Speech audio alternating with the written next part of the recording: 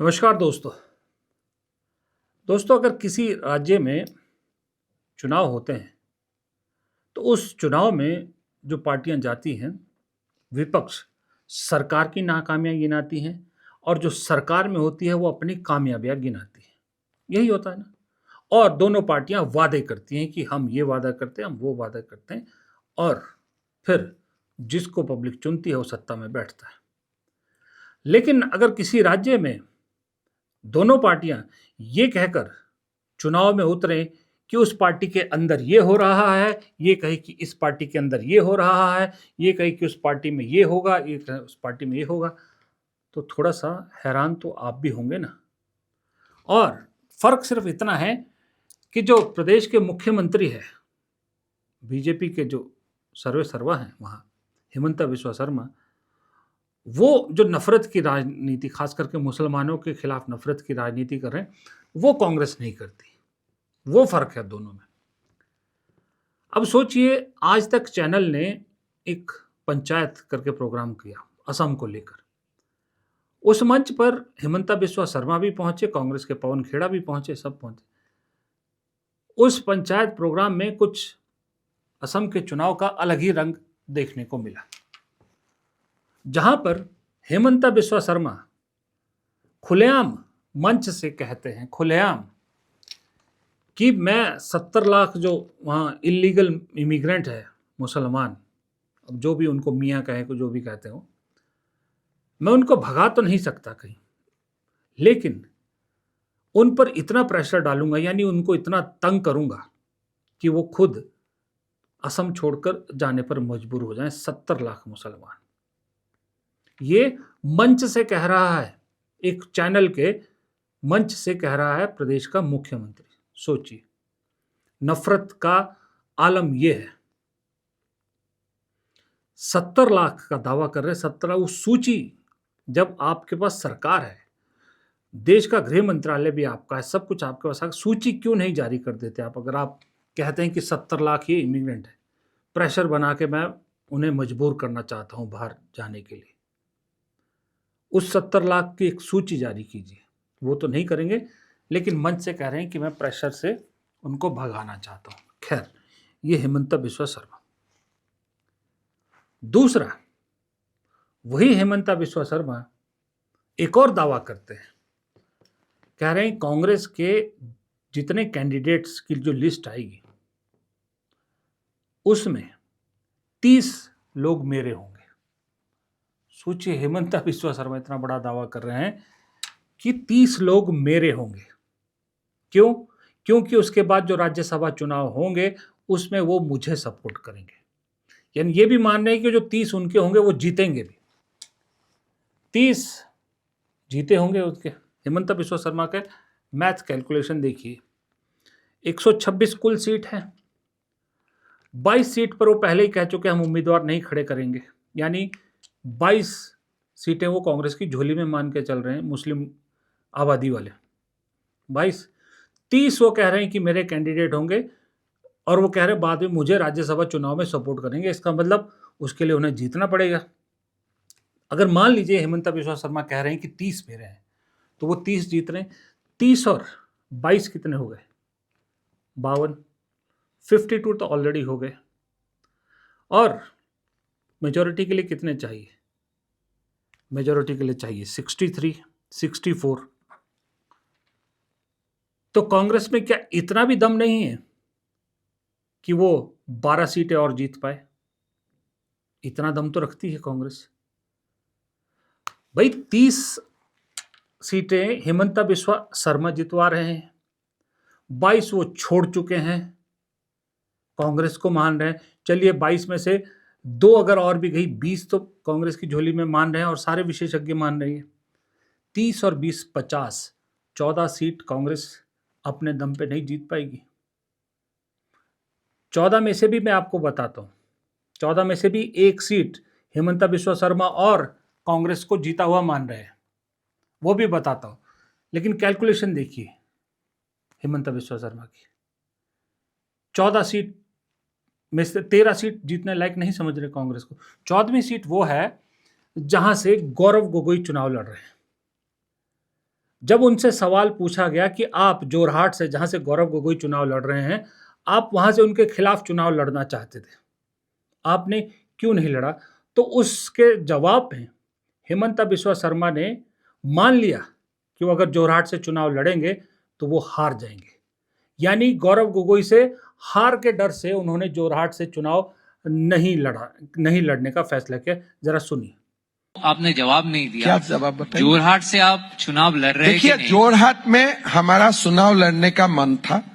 Parliamentary election में हम जोरहाट में हार गया, तो मेरा लगा कि हाँ, मैं हार गया। जब मैं हार गया, then I openly tell people कि देखो मैं यहाँ हार गया, तो मुझे मेरा सेफ सीट में रहना ठीक है। तो आप डर के नहीं चुनाव लड़ रहे? डर के आप जो बोले, मैंने बोला शर्मा ये मान रहे कि वो डर रहे हैं। आप एकदम कौशिक देखा जी ये मान के चलिए, जो डेमोक्रेसी में जो भार्डिक होते हैं, मैं हम्बली उनको एक्नॉलेज करता हूँ, इसलिए मैं पब्लिक का ऊपर नहीं हूँ। जोरहाट का पब्लिक ने बीजेपी को नकारा उस समय, तो उस समय मैंने निर्णय लिया कि जो कॉन्स्टिट्यूएंसी में बीजेपी हारे, अगर उसमें मैं लड़ने जाऊं तो मेरा फाइट उधार ही होगा, बाकी असम कौन करे। पहली बात कह रहे हैं कि मैं हार जाता, मान ली हार, अगर वहां से लड़ते, डर के मारे, गौरव गोगोई के डर से चले गए। 1 सीट 50, मैंने आपको गिनाई 51 सीट, खेल कितने में रह गया? सिर्फ 13 सीट का। मैं अपनी कैलकुलेशन नहीं कर रहा, कांग्रेस की कैलकुलेशन नहीं कर रहा, हेमंता बिस्वा शर्मा के हिसाब से जो नंबर हो रहा है मैं उसके हिसाब से कह रहा हूं। 13 सीट का खेल। अब 126 में से अगर कांग्रेस मान लीजिए गठबंधन के हिसाब से मान लीजिए अप्रोक्सीमेटली 115 सीट भी लड़ती है, 115 में से 51 जो है वो हेमंता बिस्वा शर्मा ऑलरेडी दे चुके हैं कांग्रेस को। तो 54 सीटों में से 13 सीट कांग्रेस, 13 क्यों, अगर आप मान लीजिए 54 में से कांग्रेस 13 नहीं जीत पाती, तो वो जो बाकी 10-11 सीटें सहयोगियों के लिए छोड़े, गठबंधन जो करेगी कांग्रेस, जो कह रही करेगी, 1-2 सीट तो वो भी जीतेंगे। टोटल में देखा जाए तो कांग्रेस के पास तो सिर्फ 10 सीट की लड़ाई बचती है कि 10 सीट जीतनी है उसको, तो सिर्फ, क्योंकि हेमंता बिस्वा शर्मा खुद इस हिसाब से कांग्रेस की सरकार बनवा रहे हैं। ये है हेमंता बिस्वा शर्मा का कैलकुलेशन और उनका तेज चुनावी दिमाग। हो सकता है रणनीति उनकी कुछ और हो, मैं तो जो वो कह रहे हैं मैं उसका कैलकुलेशन करके उसके हिसाब से आपको ये बता रहा हूं कि हेमंता बिस्वा शर्मा की कैलकुलेशन देखिए, खुद कांग्रेस को जितवा रहे हैं, कांग्रेस की सरकार बनवा रहे हैं इस हिसाब से। तो दर कांग्रेस ने भी हेमंता बिस्वा शर्मा का जो 30 का दावा है, मैं ये नहीं कह रहा कि ये झूठ है, इसका शक कांग्रेस को भी था, इसीलिए तो प्रियंका गांधी को स्क्रीनिंग कमेटी का चेयरमैन बनाया है, ताकि इस तरह के जो उम्मीदवार हैं उनके पहले ही छटाई कर दी जाए। कांग्रेस ने पहली सूची तो पहले ही जारी कर दी थी, दूसरी सूची भी शायद आज या कल में जारी हो जाएगी। उन्होंने डिस्कस किया। देखिए, सीटों की संख्या पर मैं नहीं जाना चाहूँगा, इससे पहले भी हमारी सीईसी की बैठक हुई है, लेकिन हाँ ये ज़रूर कहना चाहूँगा कि कल जो आज बैठक में जो लिस्ट तैयार हुई है, कल प्रकाशित होने की संभावना है, और कल के बाद और अलायंस की भी सीट हम कल प्रकाशित करने की कोशिश करेंगे जो अलायंस के लिए छोड़ी गई है। तो कल के बाद मुझे नहीं लगता ज़्यादा सीट बची रहेंगी, पर हाँ 5-7% सीट्स अभी भी वर्तमान के हालात को देखते हुए हम उस पर विचार विमर्श बाद में कर सकते हैं। सर, आपकी मुलाकात झारखंड के मुख्यमंत्री साहब से हुई, मुलाकात के बाद उन्होंने कहा कि बहुत जल्द कुछ अच्छी बातें पता चलेगी, हम लोग असम जीतने जा रहे हैं। क्या जेएमएम के साथ कोई अलायंस होने वाली है? कितनी सीटें दे रहे हैं? देखिए, झारखंड कांग्रेस के एक बड़े नेता बंधु तिर्की जी हमारे एआईसीसी के द्वारा सीनियर ऑब्जर्वर हैं, और पिछले 2-3 महीनों में उन्होंने काफ़ी असम में घूमा है, असम की स्थिति वास्तविक रूप से वो जानते हैं, और उनके द्वारा हमने झारखंड में जाकर झारखंड कांग्रेस में जहाँ पर वो सरकार के में भागीदारी है, वहाँ के विधायकों मंत्रियों से हम मिले कि आने वाले समय में वो लोग कैसे हमारे प्रचार में सहयोग करेंगे, और क्योंकि वहाँ पर उस दिन मुख्यमंत्री भी उपस्थित थे, तो आदरणीय मुख्यमंत्री के साथ भी एक शिष्टाचार भेंट हमारी हुई। अब वापस हिमंता बिस्वा शर्मा पे ही लौटते हैं। अच्छा, हिमंता बिस्वा शर्मा का मैंने आपको बताया, कह रहे हैं कि 30 लोग मैं खड़े करूंगा, कांग्रेस जीतेगी। जब पवन खेड़ा से इसी प्रोग्राम में सवाल पूछा गया कि अगर बीजेपी हारती है तो उसके क्या 3 कारण होंगे, तो सुनिए पवन खेड़ा ने क्या जवाब दिया। कौन से 3 कारण है जिसकी वजह से आपको लगता है कि कांग्रेस पार्टी जीत जाएगी? एक ही नाम में वो 3 शब्द हैं, हेमंता बिस्वा शर्मा। बीजेपी को आज अगर सबसे बड़ा नुकसान हो रहा है तो इस एक आदमी की वजह से हो रहा है, हेमंता बिस्वा शर्मा। ये पहली बार मैं सुन रहा हूं कि कोई पार्टी का नेता दूसरे पार्टी के नेता को का कारण बता रहा है कि जिसकी वजह से हम चुनाव जीत सकते हैं। आप ऑफ रिकॉर्ड बीजेपी के नेताओं से पूछिए, वो आपको बताएंगे खुलकर कि अगर हम हार रहे हैं तो हेमंता की वजह से हार रहे हैं। और आरएसएस का सर्वे आपने देखा होगा, मुझसे ज्यादा आपके सोर्सेज हैं नागपुर में, मुझे मालूम है। लेकिन पवन खेड़ा कह रहे हैं कि पवन खेड़ा बीजेपी के अंदर की बात बता रहे हैं और हिमंता बिस्वा शर्मा कांग्रेस के अंदर की बात बता रहे हैं। मतलब दोनों ही पार्टियां एक दूसरे के अंदर क्या हो रहा है उस पर ज्यादा फोकस कर रही हैं, उसको लेकर चुनाव में एक तरह से उतर रही हैं। यही समझ में आ रहा है ना आपका।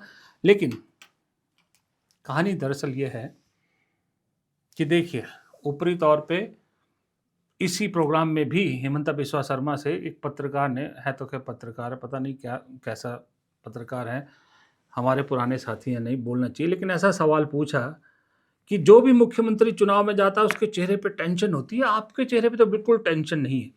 ये मुझे बिल्कुल वैसा ही सवाल लगा जैसे मोदी जी से पूछा गया हो कि आप थकते नहीं हैं, आप कौन सा टॉनिक लेते हैं, उसी तरह का सवाल ये था।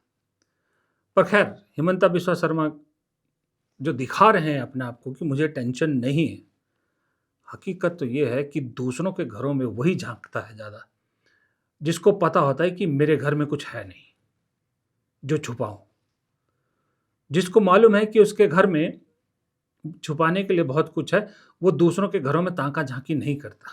वो कहावत है ना, एक डायलॉग है कि शीशों के घरों में रहने वाले दूसरों के घरों में पत्थर नहीं फेंका करते। लेकिन हिमंता बिस्वा शर्मा पत्थर फेंक रहे हैं वो इसीलिए कि खुद के घर के शीशे पूरी तरह से टूटे हुए हैं। मेरा आकलन तो ये कहता है। फिलहाल इस वीडियो में इतना ही, इजाज़त दीजिए, नमस्कार।